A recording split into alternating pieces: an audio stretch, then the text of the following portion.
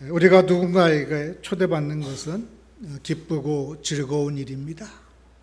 그만큼 나를 아끼고 기억하는 사람이 있다는 것이죠. 또한 누구의 초대를 받느냐도 중요합니다. 간혹 대통령이 초대하는 청와대 만찬에 참석하고 은근히 자랑하는 분들을 보게 됩니다.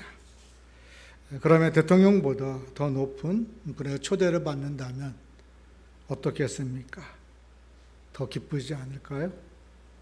이런 초대가 있느냐고요? 예, 있습니다. 오직 만물을 창조하신 하나님의 초대가 있어요. 대통령의 초대와 비교할 수 없는 전능하신 하나님의 초대. 오늘 함께 읽은 본문 누가복음 14장 15절 이하에 보면 하나님 나라 잔치 이야기가 나옵니다. 하나님 나라 잔치의 비유죠. 우리가 성경을 읽고 공부해 보면 하나님 나라는 시간적으로 미래적인 면과 현재적인 면이 동시에 나타납니다. 그러니까 시제가 미래적이기도 하면서 오늘 현재적이기도 한 것이죠. 미래의 천국이라는 것은 우리가 말하는 우리가 죽었을 때 어디 가죠? 천국 간다고 하죠. 구원받은 영혼들이 거하는 것입니다. 하나님께서 우리를 위해서 예비하신 영원한 장소로서 천국은 시간적으로 미래의 일입니다. 성경은 이 천국을 분명히 증언하고 가르치고 있고 우리 또한 이 천국을 믿고 있어요. 그런가 하면 현재 하나님이 통치하셔서 하나님의 놀라운 통치가 드러난 곳으로 우리는 지금 이 세상에 살면서 하나님의 다스리는 곳이 어떤 것인가를 부분적으로 경험할 수가 있습니다. 주께서 말씀하신 그 말씀대로 하나님이 허락하신 삶의 자리에서 살다 보면 우리는 꼭 죽어서만 가야 하는 천국의 삶을 이 땅에서도 얼마든지 누릴 수가 있다라는 것입니다. 이런 면에서 현재적인 것이죠. 오늘 본문에서 하나님 나라는 미래적인 면으로 사용되었을 가능성이 많습니다. 지금 당장 현재보다는 장차 하나님께서 다스릴 그 하나님 나라 천국에 대한 이야기예요. 우리가 본문의 문맥의 흐름을 살펴보면 특별히 본문 직전에 누가복음 14장 14절에 이런 말씀이 나옵니다. 누가복음 14장 14절이에요. 함께 읽겠습니다. 그리하면 그들이 갚을 것이 없으므로 내게 복이 되리니 이는 의인들의 부활 시에 내가 갚음을 받겠음이라 하시더라. 예수님이 오늘 말씀 직전에 의인의 부활을 말씀하고 있어요. 의인의 부활. 우리가 부활해서 영원히 거할 천국, 미래의 하나님 나라를 천국을 말씀하고 있습니다. 이 천국이 기대되지 않으십니까? 오늘 본문 누가복음과 마태복음의 이야기 전개 방식이 부분적으로 다르기는 하지만 근본 주제를 다루는 점에서는 변함이 없습니다. 일치예요. 잔치에 처음 초청받았던 사람들은 초청을 거절했고 초청을 받지 못했던 사람들이 잔치에 참여하게 되었다는 것입니다. 마태복음은 청함을 받은 자는 많되 택함을 입은 자는 적다라고 마태복음 22장 14절에서 말씀하고 있어요. 그리고 결론을 맺습니다. 청함은 받되 택함을 입은 자는 적다. 누가복음은 전에 청하였던 그 사람을 하나도 내 잔치 맛보지 못하리라는 말씀으로 결론을 맺고 있어요. 이 전연전 누가복음을 읽던 성도들만 아니라 오늘 이 말씀을 읽는 우리도 누가 이 잔치에 초청받았지만 들어가지 못한 사람들이고 누가 나중에 들어간 사람인지를 알 수가 있습니다. 유대교인들이 전자에 속할 것이고 우리 기독교인들이 후자에 속하는 것이죠. 당시에 예수님의 이야기를 들은 대상들이 누군지를 살펴보면 전자에 속한 사람들이 누구인지 더 정확하게 알 수가 있습니다. 그 시대에 종교, 권력을 가지고 있던 그룹이에요. 대제사장, 장로, 바리새인, 율법학자와 사두개인들이 바로 전자에 속하는 사람들이죠. 당연히 이들은 하나님께서 어떻게 한다? 구원을 할 것이라고 생각했어요. 누구도 의심하지 않았고 자기 자신들도 또한 의심하지 않았습니다. 당시 유대사회의 종교적 기득권적 엘리트 집단이었어요. 이들은 하나님 나라 잔치에 초청을 받을 사람들이지만 이 핑계 저 핑계를 대고 초청을 거절합니다. 예수님께서 오셔서 그들을 끊임없이 초청했어요. 그럼에도 불구하고 그들은 예수님의 초청을 거부합니다. 이것은 곧 하나님 나라를 거부한 것이죠. 여기까지만 말하면 이 비유는 정말 남의 이야기가 될 수가 있어요. 오늘 우리는 이미 잔치에 들어온 사람이라고 자처합니다.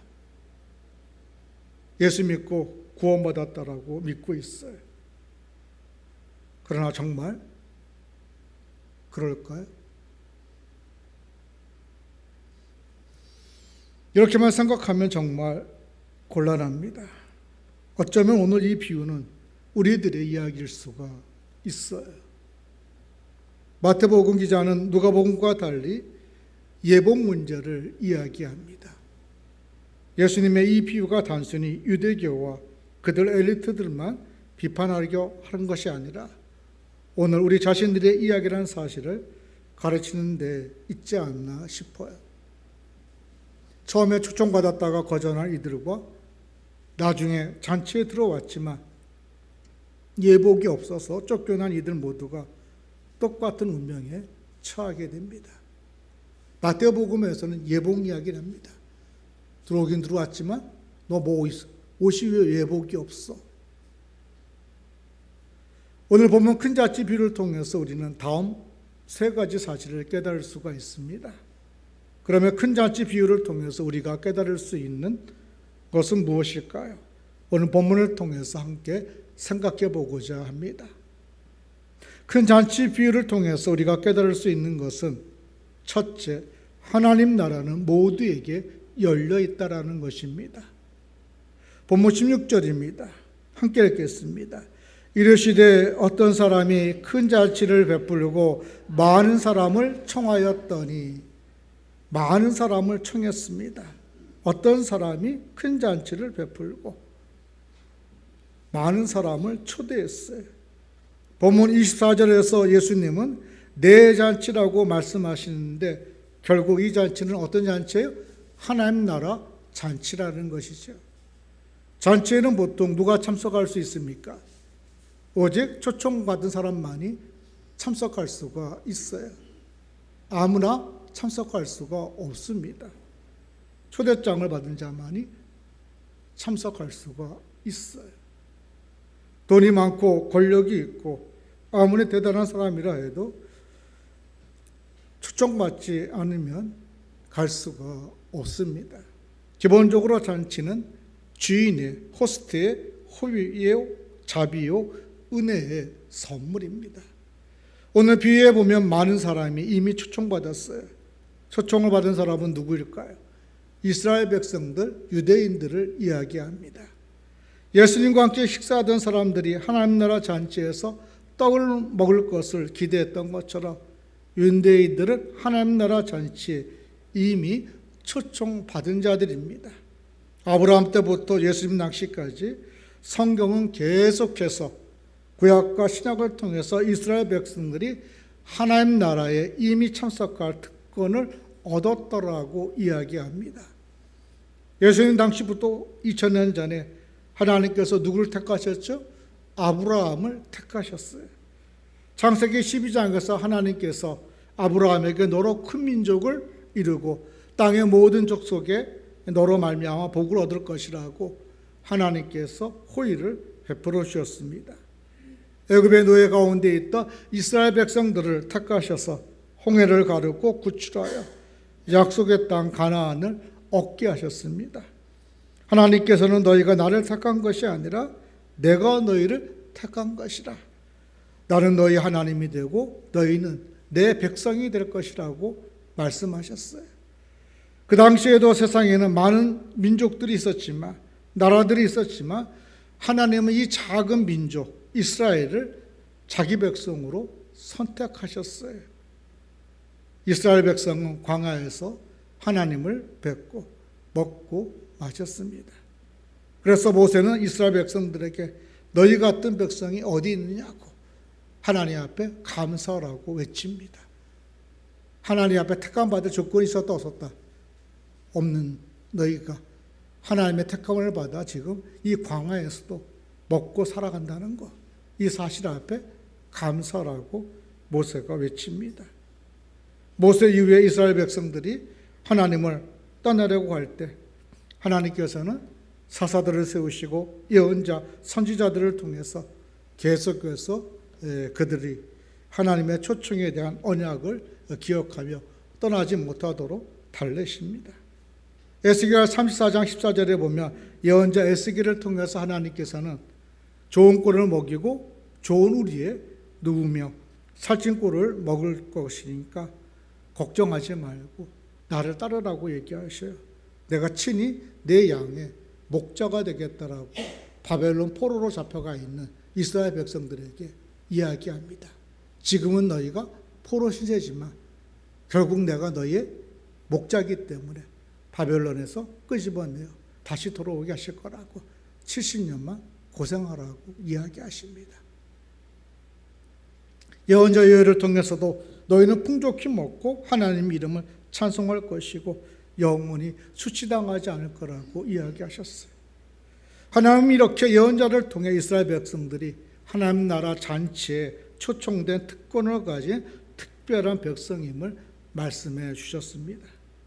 이사야서에서도 하나님 나라 연회에 대한 약속이 나와요. 이사야 25장 6절로 8절에 보면 하나님께서 이스라엘 백성들에게 하나님 나라 연회를 베푸시겠다고 말씀하십니다. 우리 구약성경 994조 이사야서 25장 6절로 8절 말씀을 함께 보시겠습니다. 저와 여러분이 교독하시겠습니다. 25장 6절부터 8절까지. 만군의 여호와께서 이스라엘에서 만민을 위하여 기름진 것과 오래 저장하였던 포도주로 연회를 베푸시리니 곧 골수가 가득한 기름진 것과 오래 저장하였던 맑은 포도주로 하실 것이며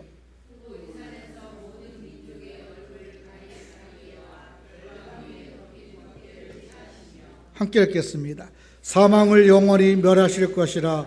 주 여호와께서 모든 얼굴에서 눈물을 씻기시며 자기 백성의 수치를 온 천하에서 제하시리라. 여호와께서 이같이 말씀하셨느니라. 하나님께서 예언자 이사야를 통해서 이 초청을 잊어버리고 거절하려는 이스라엘 백성들에게 끊임없이 계속해서 이 약속의 하나님을 기억하고 돌아오라고 말씀하셔요. 하나님은 돌아오려거든 내게로 돌아오라고, 내가 너희 죄를 눈과 같이 희게 하실 것이라고 말씀하십니다. 그리고 예수 그리스도께서 이 땅에 오셨을 때 하나님의 초청이 최종적으로 확정된 것이에요. 예수님께서 태어나실 때 그의 어머니 마리아는 예수님의 탄생과 관련하여 이렇게 노래합니다. 누가복음 1장 54절 55절 함께 보시겠습니다. 누가복음 1장입니다. 신약성경 87쪽. 누가복음 1장 54절 55절 말씀을 함께 읽겠습니다.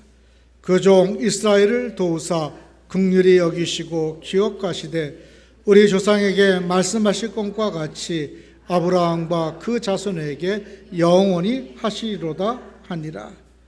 예수님께서 이 땅에 오신 것은 아브라함부터 지금까지 예언자를 통해 유대인들에게 약속하신 하나님 나라 잔치로의 초청을 확정하기 위함인 것입니다. 예수님께서 이 땅에 오신 것은 1차적으로 유대 백성들을 어떻게 하다? 구원하기 위함입니다. 하나님께서 그들에게 은혜와 호의를 베푼 것이죠. 세상 어떤 나라도 민족도 이런 특권을 입은 적이 없어요. 그런데 오늘 비유를 통해서 예수님께서는 그 잔치가 어떻게 다 준비되었다라고 말씀하십니다. 17절입니다. 함께 읽겠습니다. 잔치할 시각에 그 청하였던 자들에게 종을 보내어 이르되 오소서 모든 것이 준비되었다 하매 잔치할 시각이 되어 이제 주인이 종들을 통해 하나님 나라 잔치가 다 준비되었으니 어서 와서 참석하라고 기쁜 소식을 굿뉴스를 전합니다. 이것은 예수님께서 이스라엘 백성들 땅에 오셔서 자기 백성에게 하신 말씀과 비슷합니다. 예수님은 갈릴리 마을마다 해당마다 다니시면서 뭐라고 말씀하셨죠? 하나님 나라가 가까웠다라고 말씀하셨어요.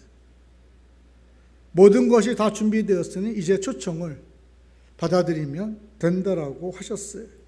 이스라엘 백성이 약 2000년 동안, 무려 2000년 동안 기다려왔던 하나님 나라 잔치가 준비되었으니 어서 오라고 말씀하신 것이 이스라엘 백성들의 조상이 광야에서 하나님을 뵙고 먹고 마셨던 것처럼 예수님께서는 수만 명의 이스라엘 백성들과 함께 광야에서 보리떡 5개와 물고기 2마리로 함께 먹고 마셨습니다. 또 예수님께서는 유대인들에게 계속 이렇게 외치셨어요. 수고하고 무거운 짐진 자들아 다 내게로 오라. 내가 너희를 쉬게 하겠다고 말씀하셨는가 하면 누구든지 목마르거든 내게로 와서 마시라고 말씀하셨어요. 예수님은 이 세상에 오셔서 계속해서 이스라엘 백성들에게 무슨 이야기를 하고 계신 거예요? 하나님 나라 잔치에 대해서 이야기합니다. 모든 것이 다 준비되었으니 이제 어서 와서 먹고 마시라는 것이죠. 예수님은 이 세상에 오셔서 십자가 사역을 마치고 뭐라고 말씀하셨죠? 다 이루었다라고 말씀하십니다. 하나님 나라 잔치에 필요한 모든 준비를 누가 마쳤다는 겁니까? 예수님께서 마치셨다는 거예요. 사랑하는 여러분, 모든 인간은 하나님의 율법에 비춰보면 절대로 그 잔치에 참여할 수 없는 죄인입니다. 너나 할 것 없이. 그러나 예수님이 십자가에서 흘리신 보혈로 우리 모두가 하나님 나라 잔치에 참여할 수 있도록 주님께서 의의 옷을 입혀주신 것이에요. 마태복음 22장에는 오늘 본문과 비슷한 혼인잔치 비유가 나오는데 예복을 입지 않고 잔치에 참석한 사람들의 이야기가 나옵니다. 예복이 없어 바깥 어두운 데서 던져져 슬피 울며 이를 가는 사람들이 나와요. 여기서 말하는 예복이 뭘까요? 예수 그리스도의 거룩함을 의미합니다. 다시 말해서 예수 그리스도로 말미암아 믿음으로 의롭다함을 입는 것이 예복을 입는 것이에요. 이 예복을 입은 자들은 어떻게 합니까?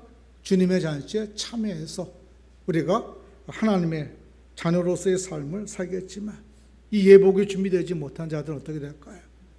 거기서 쫓김을 당하면서 슬피 울며 이를 갈게 된다라고 마태복음 22장이 기록하고 있어요.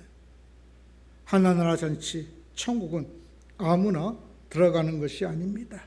예수 그리스도를 믿고 그분을 따라간 사람, 그들이 들어가는 것입니다. 유대인들은 수천 년 동안 기다렸던 하나님 나라 잔치에 드디어 참석할 수가 있는 것입니다. 오늘 우리도 마찬가지예요. 우리 모두가 하나님 나라 잔치에 초대되었습니다. 이제는 그 초대에 응할지를 선택해야 합니다. 성경은 누구든지 예수 그리스도를 주로 고백하고 믿음으로 하나님 나라 잔치에 참석할 수 있다라고 말씀하고 있습니다. 그러나 예수님께서는 오늘 본문이 아닌 마태복음 22장 14절에서 이런 말씀을 하셔요. 청함을 받는 자는 많되 택함을 입은 자는 적다라고. 오늘 우리 모두가 하나님 나라 천국 잔치에 청함을 받은 자로 성령을 통해 지혜로운 선택을 할 수 있기를 주의 이름으로 축원합니다. 그 잔치 비유를 통해서 우리가 깨달을 수 있는 것은 둘째, 하나님의 초대보다 중요한 것이 없다라는 것입니다. 안식일에 예수님을 포함하여 많은 사람들을 초대한 한 바리새인 지도자 집에서 사람들은 주인이 베풀어 준 음식을 먹으면서 예수님의 말씀을 들었습니다. 그 내용이 14장 1절부터 쭉 나와요. 안식일에 사랑을 베풀어라. 상석에 앉지 말고 끝자리에 앉아라. 갚을 것이 없는 자에게 베풀라고 말씀하셔요. 예수님의 메시지는 함께 듣는 사람들로 하여금 매우 불편하게 만들었을 것입니다. 왜? 거기에 있는 사람들은 자기들이 이것을 지금 잘하고 있다라고 생각하고 있는데 예수님께서 지적하니 불편한 거죠. 그럼에도 불구하고 그 중에 한 사람이 용기 있게 이렇게 말합니다. 본문 15절이 함께 먹는 사람 중에 하나가 이 말을 듣고 예수님의 이 말을 듣고 어떻게 돼요? 이르되 무릇 하나님 나라에서 떡을 먹는 자는 복되도다 하니. 무슨 말을 하고 있는 거예요? 그럼에도 불구하고 우리가 어디 가는 거예요? 하나님 나라에서 떡을 먹는 자라는 거죠. 하나님 나라 잔치에 참여할 자라는 것입니다. 부활이 없다고 주장했던 사도행전과는 달리 바리새인들도 부활도 천사도 영도 모두 다 있다고 믿었어요. 유대인 사두개인들은 부활을 믿지 않습니다. 그에 비해 바리새인들은 부활을 믿었어요. 그래서 그 바리새인들은 예수님께서 14절에 말씀하신 부활 시에 내가 갚음을 받겠음이라는 말을 받아 장차 미래에 있을 하나님의 잔치에 누가 참석한다? 우리가 참석하지 않겠냐고 이야기하는 것입니다. 그런데 바리새인이 말하고자 했던 하나님 나라 잔치는 예수님이 생각하는 것과는 180도 달랐어요. 당시 바리새인들은 경건한 유대인들만이 이 잔치에 초대받을 것이라고 생각했습니다. 경건하지 못한 유대인과 이방인은 아니라고 생각했어요.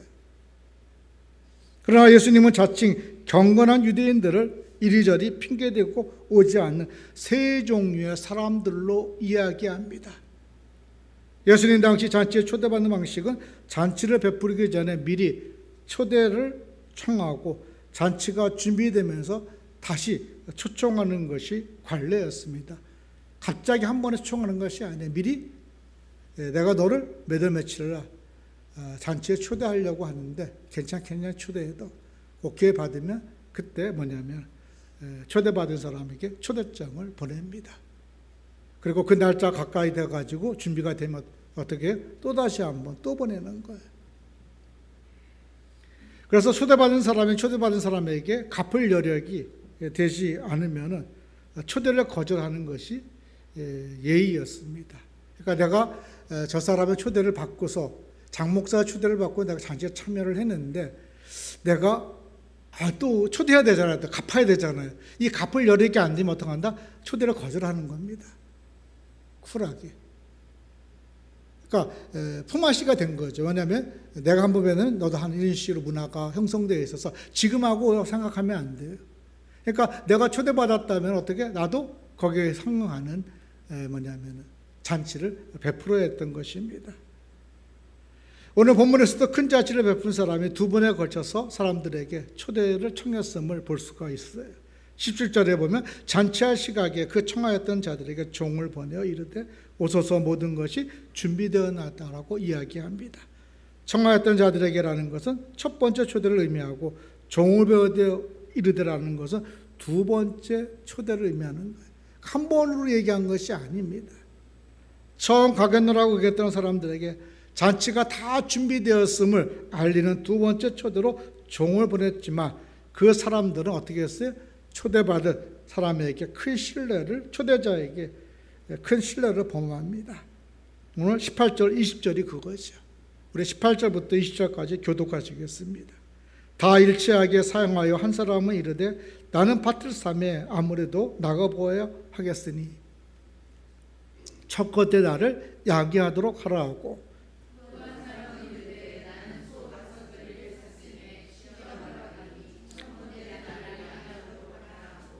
또 한 사람은 이르되 나는 장가 들었으니 그러므로 가지 못하겠노라 하는지라.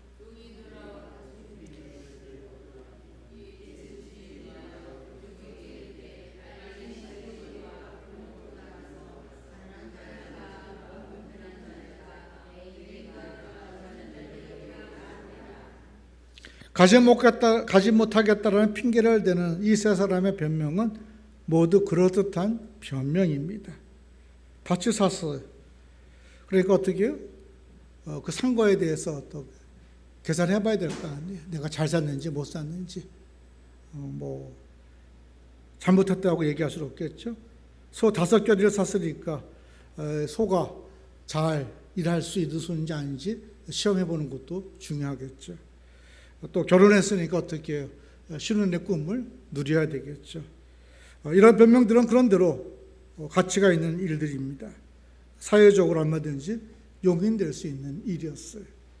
그러나 따지고 보면 청구학을 다투는 시급한 일은 아니었다라는 것이죠.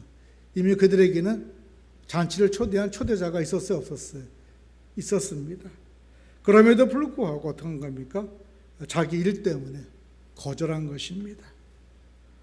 그런데 중요한 것은 이 큰 잔치의 초대자가 누구였다라는 것입니까, 여러분? 하나님이었다라는 거죠. 전능하신 하나님. 잔치의 초대자가 그냥 왕이 아니었다는 거예요. 오늘 예수님의 비유는 하나님이 초대했다라는 거예요.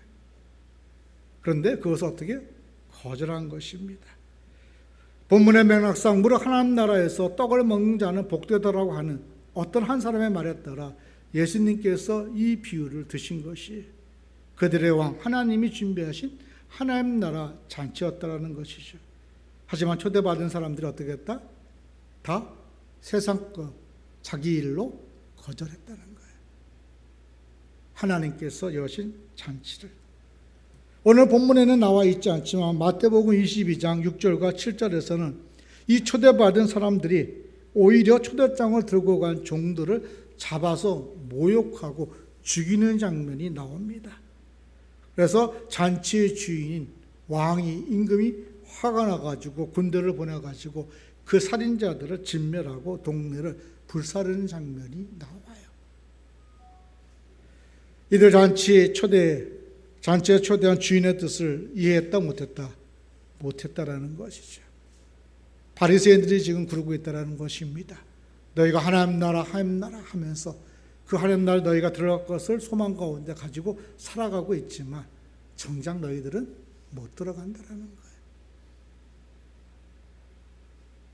하나님 나라의 본질이 무엇입니까? 하나님 나라 본질. 사도 바울은 로마서 14장 17절에서 하나님 나라를 이렇게 말합니다. 로마서 14장 17절에 보면은 하나님의 나라는 먹는 것과 마시는 것이 아니요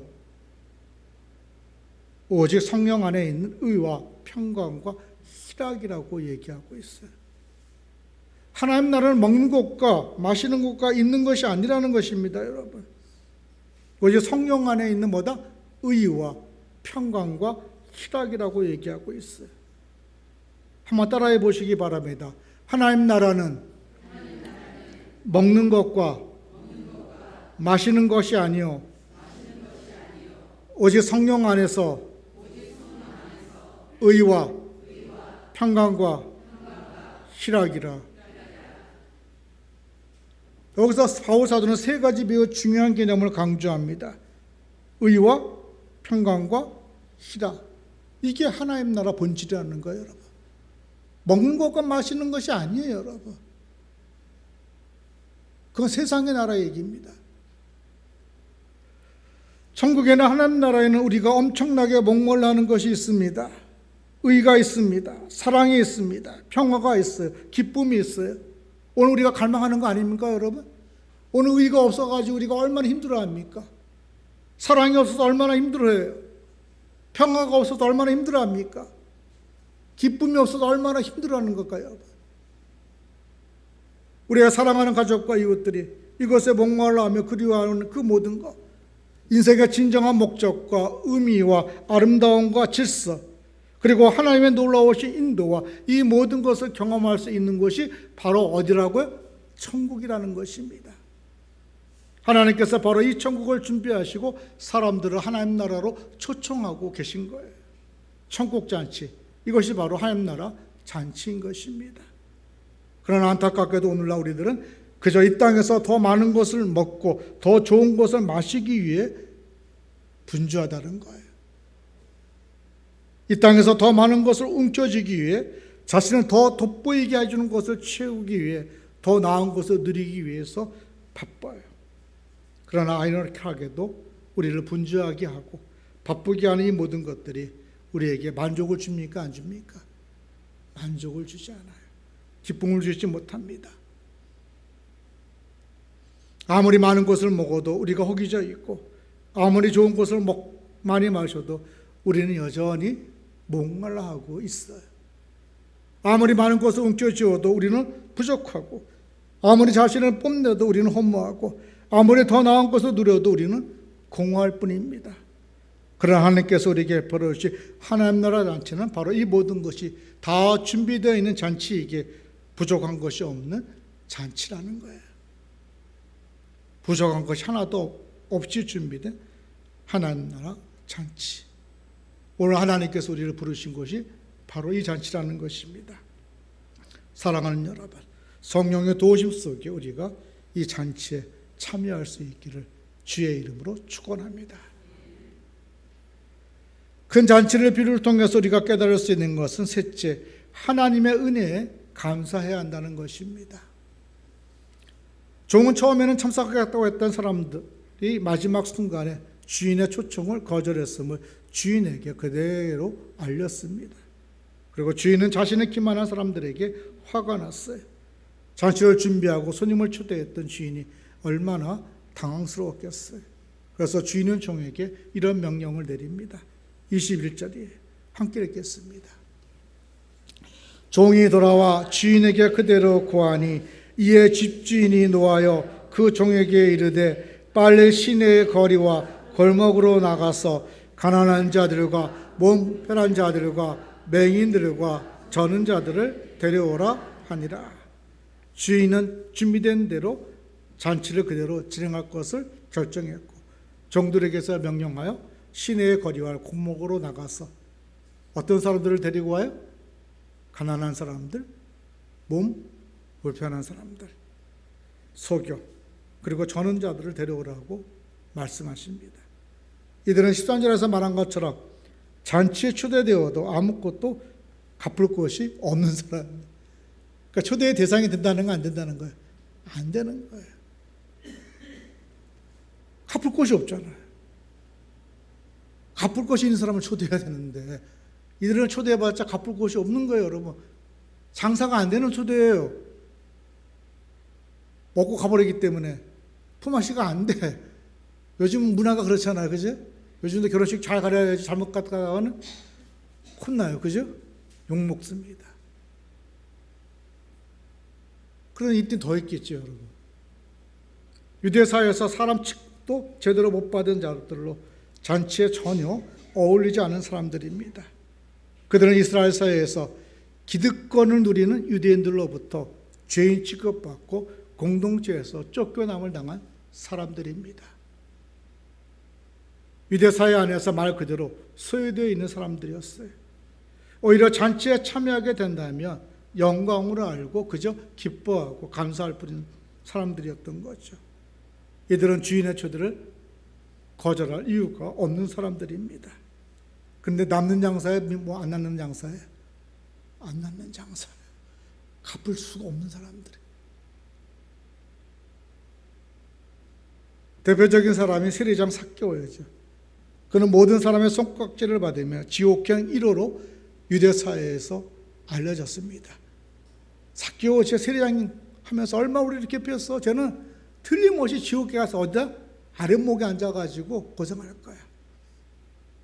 그런 삭개오가 예수님이 초청했을 때 어떻게 했습니까? 곧바로 응했죠. 예수님을 영접하고 그 가족이 어떻게 합니까? 구원에 이르러서 삭개오가 그가 이제까지 소중하게 여겨왔던 것들 어떻게 합니까? 다 팔아 어떻게 나눠버렸어.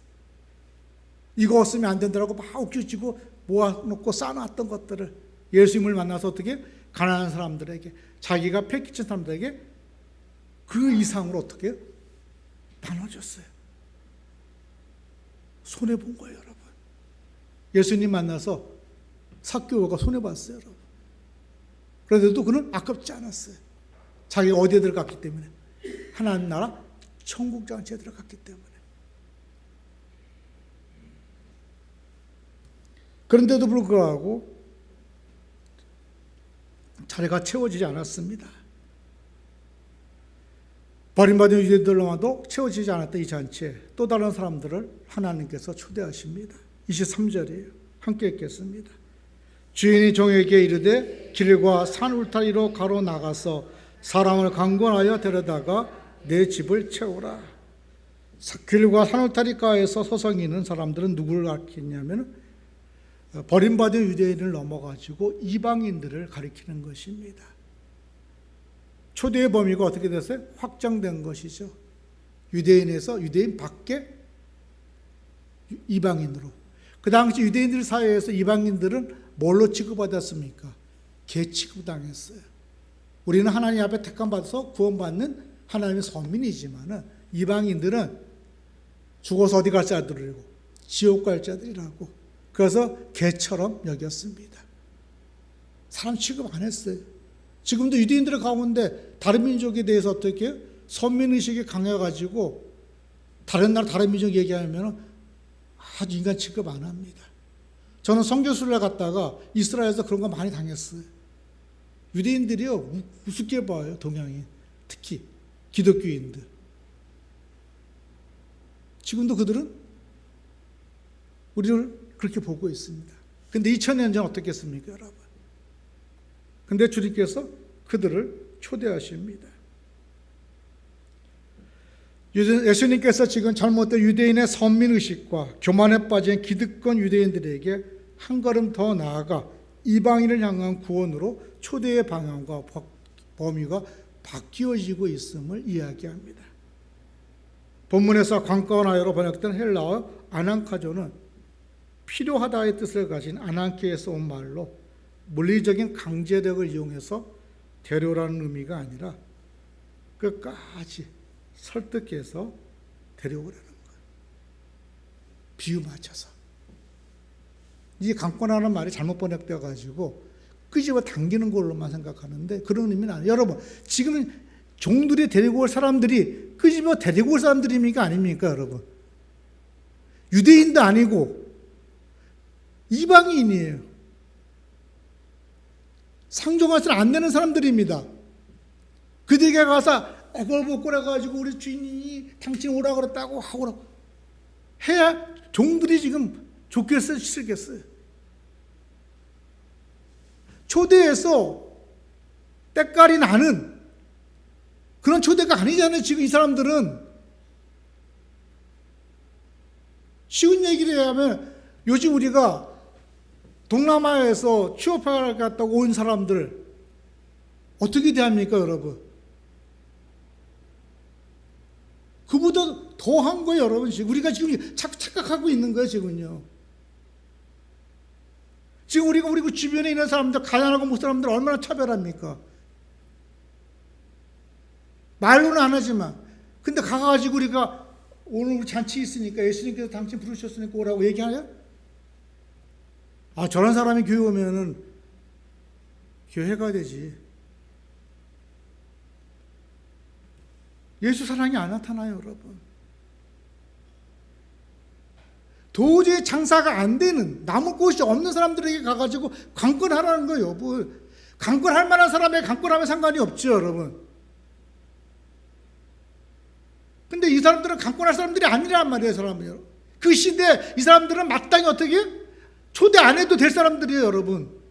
그렇게 배워왔고, 그렇게 살아왔고, 굳이 문제 만들 일이 아니라는 것이죠. 근데 예수님은 오늘 그들을 데리고 오라고 얘기해요. 그러니까 구원과 관련해서 오늘 우리들은 이방인입니까? 이방인 아닙니까, 여러분? 이방인이었어요, 우리. 그죠? 그렇다면 우리가 하나님의 사랑을 받았으니까, 은혜를 입었으니까 감사합니까? 감사하지 않습니까, 여러분? 감사한 거죠. 하나님 우리 입고 인도하실 때 그냥 인도하신 게 아니에요, 여러분. 강권해서 우리 여기다 부르신 거예요, 여러분. 누군가 여러분들을 이 자리까지 오르게 만들려고 온갖 아양을 떨고 비유를 맞추면서, 그래서 우리가 이 자리에 온 거 아닙니까, 여러분? 근데 어느 또 우리가 이 자리에 들어와서는 이제 어떻게 됐어요? 주인 노릇하면서 누군가를 관건에서 주 앞으로 인도해야 됨에도 불구하고 안 한다는 거예요, 이제는. 쟤하고 우리하고 급이 달라.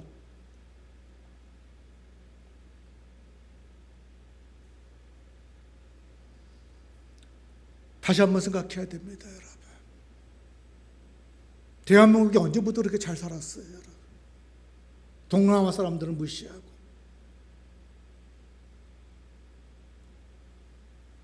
대한민국이 언제부터 그렇게 잘 살았습니까, 여러분? 언제부터 하나님의 선민이었어요. 선교지에 가면 한국교회 선교사들이 그 나라 사람들, 그 족속들을 얼마나 무시하는지 몰라요. 마치 돈 가지고 100% 씨를 베풀어요.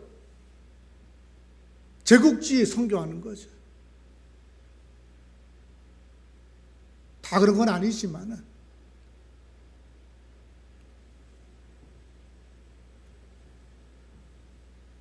우리는 회개해야 돼요. 우리는 기득권층이 아니에요, 여러분.